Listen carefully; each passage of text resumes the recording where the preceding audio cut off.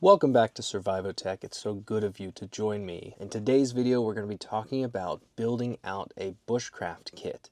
And actually, we'll be talking about this topic for the next couple videos because I want to build out 3 kits at different budget levels. And in today's video, we're talking about the low budget, your entry point. And we're going to focus on what I think is important for somebody who is just starting out in bushcraft, maybe doesn't know very much, and is trying to build out a kit that they can use to learn and accomplish everything they need to here at the very beginning. One of the tendencies you might have if you're just getting into bushcraft is to get distracted by shiny things. You know, to get too interested in buying a fancy or premium knife or a super comfortable backpack or shelter kit. And really, those things are secondary to probably the most important thing, which is you and your outfit.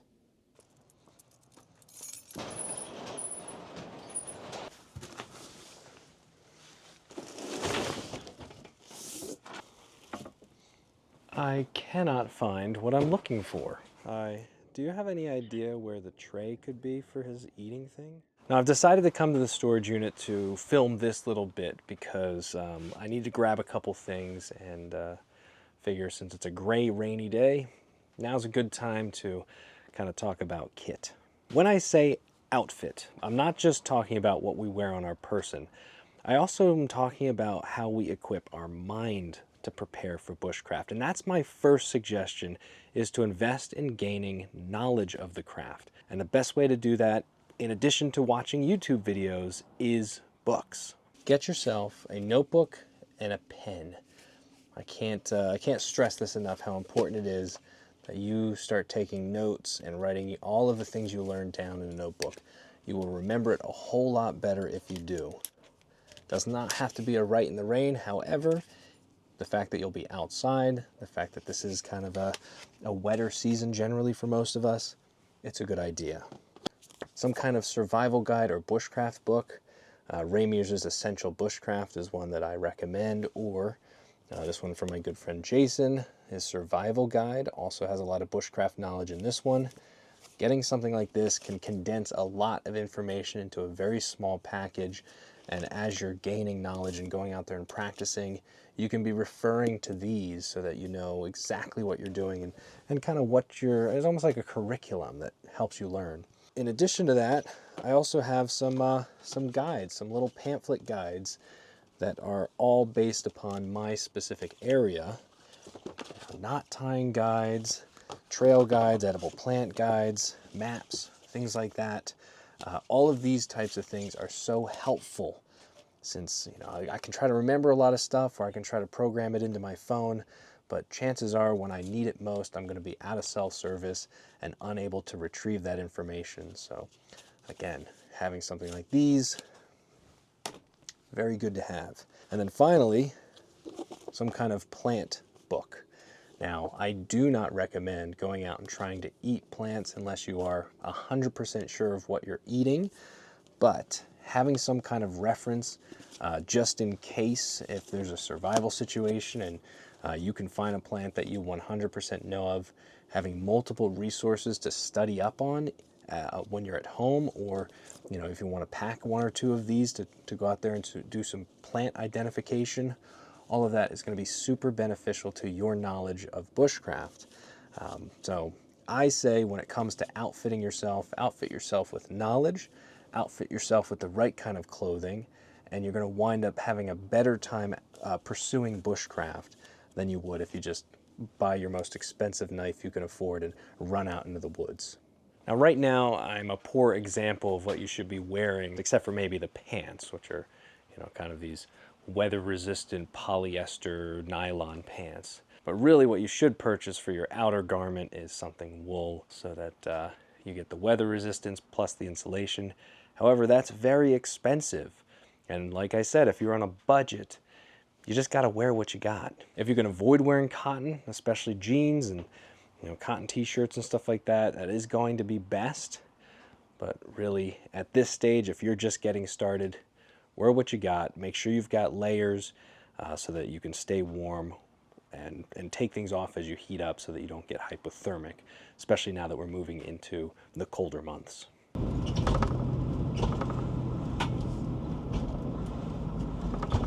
Because when Montana Knife Company came out with their Speed Goat and their Mini Speed Goat, the Mini Speed Goat looks like my trapper with a flat back blade. Just catching up on my AA Forge live video. If you're on Instagram and you're not following AA Forge, go ahead and give them a follow right now. He makes some of the best knives I've ever used, and he also has a live video that he likes to do nearly weekly where he goes through his process. He talks about knife steel, he talks about what you can expect that's coming out of the shop. Just a really educational video and a very helpful one as well. But that's a topic for another time. Let's get back into building out this bushcraft kit.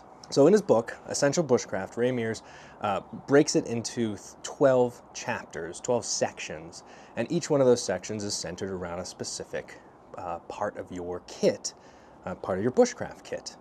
So in section 1, he talks about outfit, and we've already discussed this. What I would like to add to your outfit, though, is your EDC, and this is something that he doesn't really mention, and I think should be. If you've been paying attention, EDC is your everyday carry, and if you're going out into the woods to practice your bushcraft, you really should have a substantial EDC that's going to take care of you, at least with the bare essentials. So I always have a Bic lighter. This is instant flame. Nothing can replace this. Even your fancy ferro rods, friction fires, flint and steel, any of those things, they're not going to replace the ease of your Bic lighter. And I would hazard to say that your EDC should be a mini survival kit, so that while you're out there practicing your bushcraft and learning, if something were to happen, you have all your bases covered and you're able to take care of yourself and get yourself out of that survival situation. So EDC is your first thing, and it's part of your outfit, in my opinion. Hi. What are you doing? I'm talking to a camera. What are you talking about? Bushcraft. Job of the dad never ends. Wait, what are you talking about again? Bushcraft. Yeah, bushcraft. I know the 3 boards. Yep. I think there's more than 3 in that tree. I'm going to read a little bit out of this book, Ray Mears' Essential Bushcraft. And at its most basic, this is what you'll need. Something to carry your outfit in, something to sleep under, something to sleep in, something to sleep on, navigational equipment, something to cook over, something to cook in, something to carry water, a mug, eating utensils, food, medical kit, illumination at night, wash kit, odds and ends, and clothing. And that's really the overarching idea behind your bushcraft kit. It has to tick all of those boxes so that while you're out there practicing your craft, you're taken care of. Remember, your first line of defense is this outfit and this essential bushcraft kit, and then the skills that you carry with you is exactly what this book is all about. Now, this isn't a book review, so let's get into it. We're going to start off with the assumption that, we don't have the abundance of funding to purchase the most expensive gear. Now, the downside to this is, generally speaking, less expensive equipment is heavier. So because of that, you're not going to be able to carry as much of it, which may be an actual beneficial thing, since it'll force you to learn more about how to actually use natural resources. But there's also a downside, because generally that means you're a little newer to this. So the first thing that I have is a cover element, and this is just a basic fleece blanket, just enough to stay warm since it's starting to get kind of colder. Along with that, I have a sit pad. This is one I made out of some Reflectix material. This makes it a little more comfortable if I'm sitting on like a damp log or something. I can just set this on there, sit on top of that, and this helps insulate me from the ground. Remember, we're getting into the colder months now. In addition to all of this, you really need to have some kind of tarp. Now, this is a smaller, I think it's a 7x10, maybe a 5x7. This is just a nylon tarp from AquaQuest. This is going to be a good cover element. It's going to be a nice size. Again, you don't need something huge. You want something that's going to keep heat contained, so a smaller tarp actually works to your benefit. Downside is it is a lot heavier than something like a sil nylon tarp that you'll be seeing in the more intermediate kit. I always like to include a pair of work gloves in all of my kits because, one, I don't really like having splinters, but two, when you're out there working, if your hands get too cold and numb and become difficult to work with and use, you're in some serious trouble. So always have a pair of work gloves.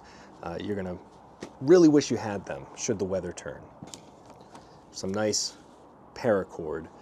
This is something that I would not skimp on because you're not just going to get the outer casing, you're also going to get those thinner strings and strands on the inside.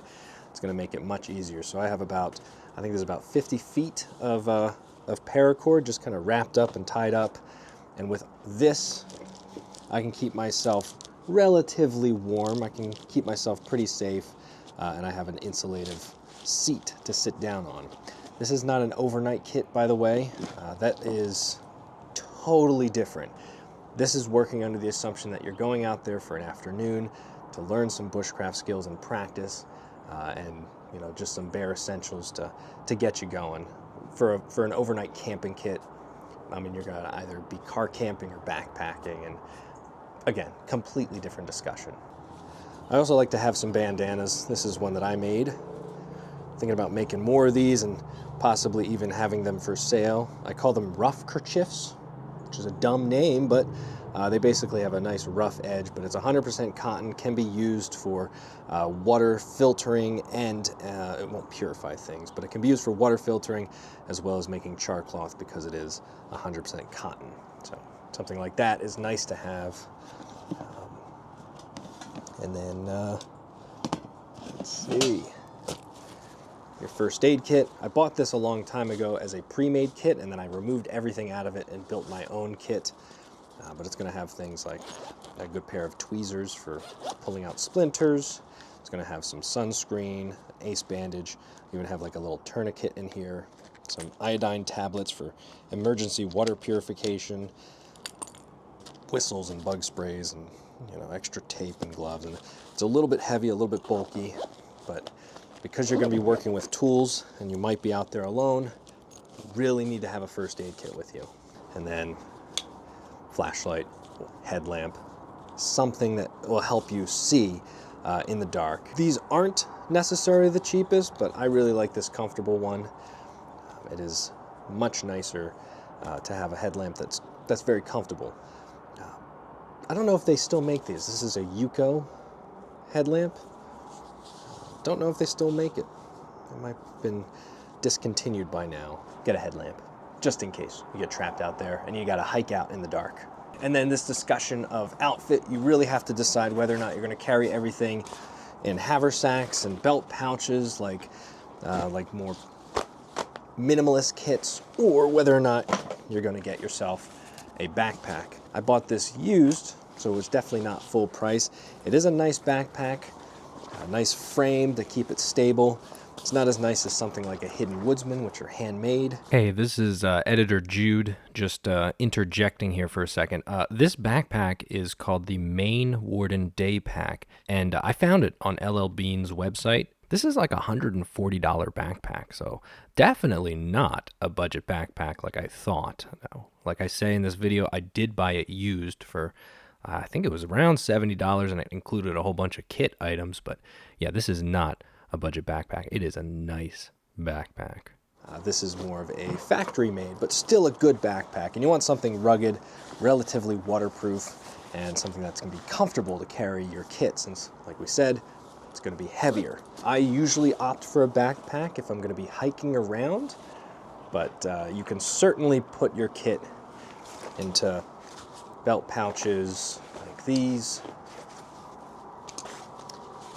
or a haversack, if you don't have the funding for a heavy-duty backpack. Okay, so your basic outfit and shelter out of the way, let's talk about actually cooking, because some of us enjoy cooking in the woods. This is a very old Pathfinder school stainless steel pot. Now this is big, bulky, kind of heavy, but I use this quite a bit, as you can see, and it works out really well on the campfire coals or even hanging off of a tripod. Something that you can boil water in is your safest way to purify, and so I can use the bandana to help me filter the water, and then boiling it will help me purify. And along with that, just bring a water bottle, you know, a real basic water bottle. That way you can keep some fresh water on hand. And if you don't want to go the route of boiling, you know, let's say you're just going out for an afternoon, a water filter kit is nice to have, because if you run out while you're out there, dehydration is a killer. So having a nice water filter, either, you know, the pump kind, which is large, or some kind of straw kind, which is smaller, lighter, but looks a little dumb when you're sucking out of a pool. Now, I've thought about cooking kits and things like that. If you're not going to have like a full campfire, having a very lightweight cooking option is nice too. This is an alcohol stove that I actually won in a giveaway, or a little folding stove.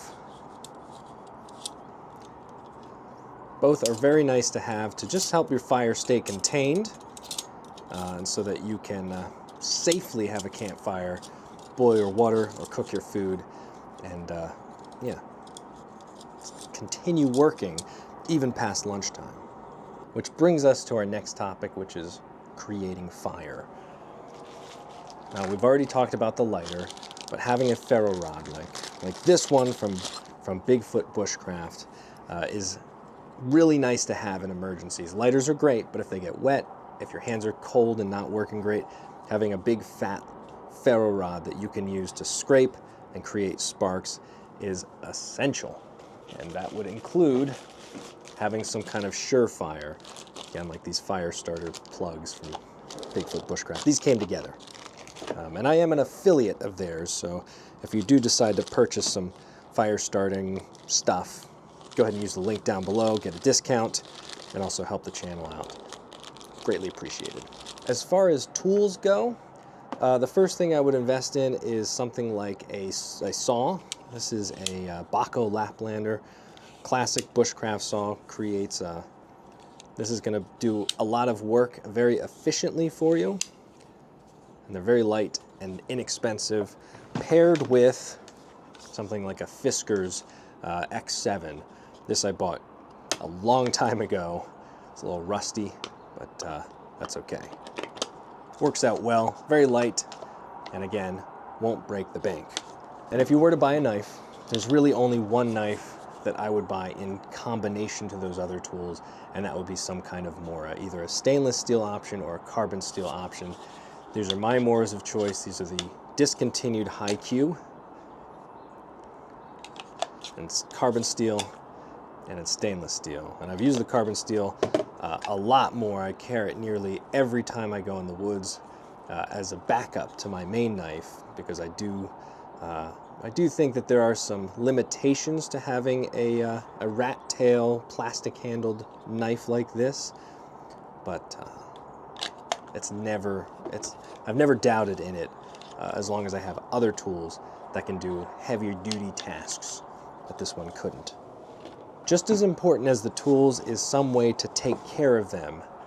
Go to the dollar store and get a little spritz bottle of rubbing alcohol. This is how you can clean up any kind of sap or gunk that gets on your knife or your handle, and then you polish it off with that handkerchief, and then it's double purpose, because if in a pinch you need some fuel for your stove, you've got it right here in the spritzer bottle, instead of carrying some other separate dedicated alcohol stove thing. And then I have a CC4. It's got a ceramic side and a medium grit side. This is how I sharpen and hone my edges. In one of my wife's old contact lens containers, I stuck some some oil. This is frog lube to help protect the blade, carbon edges, and then this travel toothbrush to polish things if I need to scrape off any kind of rust spots. And then in addition to that, I made this super lightweight strop. It's on balsa wood, so it's so lightweight, and I have some polishing compound on there. thinking about making some more of these and selling these as well, because so lightweight and easy, yeah, fits perfectly in the little pouch that I made. But having some way to hone and protect your edge is vital to have it keep working, because remember, part of bushcraft is working with tools. The whole point is to craft in the woods, and because of that, you got to have a way to keep them working for you, which is why I usually recommend starting with a cheaper carbon steel than something like a super steel, because you're able to hone that edge or resharpen that edge in the woods. Let's say you mess up and you ding it against a little rock or something, you can take care of that if it's a carbon steel, you know, especially like a lower grade carbon steel. If it's too hard and too tough, you gotta have diamonds, you gotta go home, you gotta have guided rods.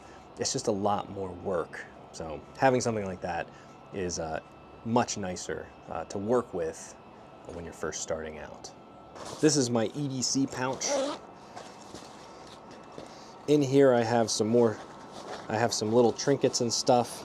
I've got like a spork to eat with, mix my food.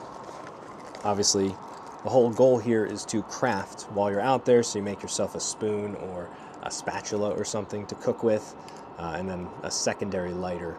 This one has a Canadian Craftsman sheath or holder, and then a nice wrapped up waxed jute twine, so that if I needed a Surefire, just take this, get that going, and it's refillable as well, so that's nice. And like I said, all of these things are working under the assumption that you are only going out there to practice. You're not going out there to do a primitive overnight. You're just getting into bushcraft. You just need an inexpensive kit that helps you get started. This is the kit for you, or something similar. So let's pack it all up, and I'll show you how I would load it. I'm a big fan of using things to store other things. So I'm gonna take this, my pot that I'll be bringing. I'm gonna stick my bandana in it, which will keep everything safe from rattling around, because I hate rattling. We'll just throw that whole thing in there. Just throw that in there. This guy right there. This little micro cord. And I think that's pretty much everything that'll fit. I could probably throw the hanky cord in there as well.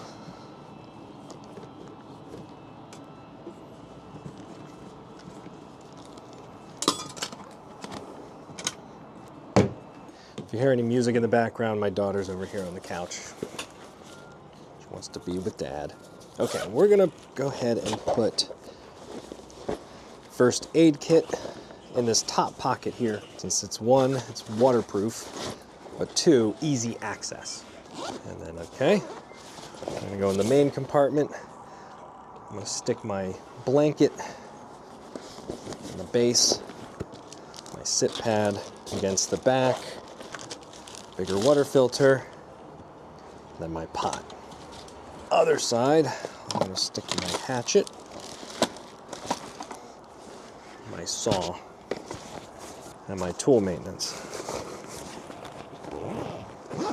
And then this is gonna go on my hip. There's no way I'm gonna put this in the backpack. I might need it. The headlamp, I'm gonna put that in the top as well.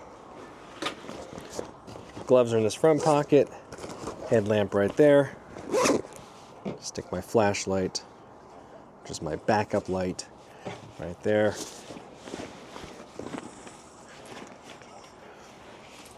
I'm going to go ahead and stick my tarp in there as well. A water bottle. And then just like that, I have my budget bushcraft kit. And I have it all ready to go. And there's even a front pocket here that I can stick my pen and my notepad. And it's actually a fleece lined pocket. So I think that they're thinking is like electronics and stuff like that. But I'll just put my notepad in there. And we're all set to go into the woods. The really nice thing about this backpack, even though it's, like I said, not the most expensive, it's very comfortable having that frame in there. take my Mora, strap it to my hip. My EDC pouch I can separate and put into my pockets, and I'm all set to go.